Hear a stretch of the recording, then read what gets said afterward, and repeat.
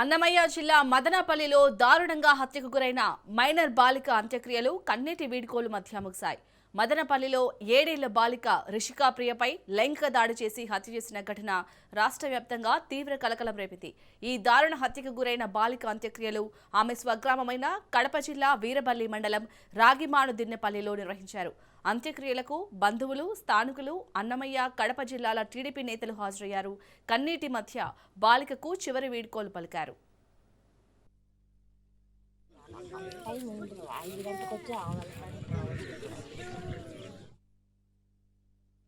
నా బిడ్డకి ఈరోజు న్యాయం జరిగిందో లేదో నాకైతే తెలియదు. నా బిడ్డ ఆత్మశాంతి ఇచ్చిండు. వాడిని చూసిండే బాగుండు. నేను వచ్చేంతవరకు కుదురుతుందేమో నాకు వాడిని చూడాలనిపిస్తుంది. మా ఏరియాలో సీసీ కెమెరాలు పెట్టండి. చిన్నపిల్లలు స్కూల్ పిల్లలు పోయేదానికి చాలా ఇబ్బంది అయిపోతుంది. నా కూతురు జరిగినట్టు ఇంక ఏ బిడ్డకి జరగదు.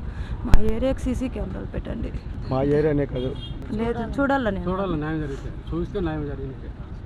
ఇంకా ముందుకి ఇలాంటివి జరగకుండా చూసుకోవాలని నన్ను కోరుకుంటున్నాను. సార్, ఎస్ఐ సార్, మొత్తం డిపార్ట్మెంట్లు, మినిస్టర్ మేడం, ఎమ్మెల్యే సార్ని, పవన్ కళ్యాణ్ సార్ని అందరినీ కోరుకుంటున్నాను. లోకేష్ సార్ని, చంద్రబాబు సార్ అందరినీ కోరుకుంటున్నాను. ఇలాంటి గంజాయి అనేది ఒక మదనపల్లి, నీరుగుట్టపల్లి ఎక్కువ అయిపోయింది.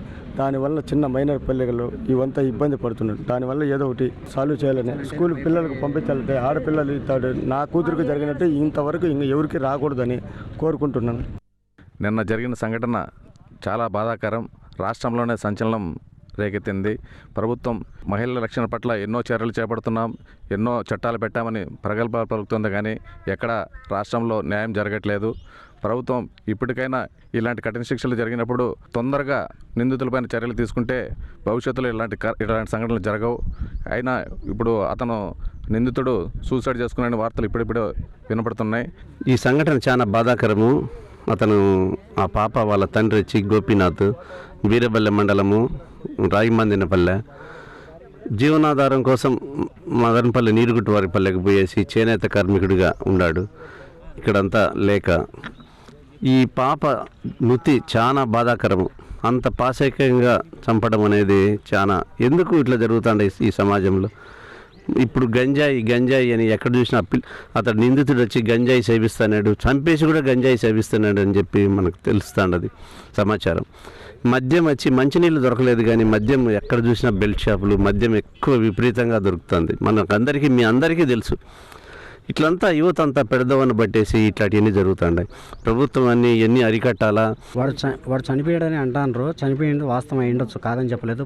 చిన్న బిడ్డను ఈరోజు ఈయన చూసుకొని రేపొద్దున ఇంకా 10 మంది తయారు కాకుండా తగు చర్యలు తీసుకోవాలని. కాకపోతే వీడు ఏదైతే ముద్దాయి ఉన్నాడో అతన్ని పబ్లిక్గా ఉరిదీసింటే కన్నా అందరికీ తెలిసి వచ్చిండు. వాడిని చూసి ఇంకా 4 వెనక్కే పోయిందని మా ఆలోచన. మా బిడ్డకు జరిగినట్టు ఇంకో బిడ్డకు జరగకుండా ఉండాలనే ఆలోచన ఉంది సార్ మాకు.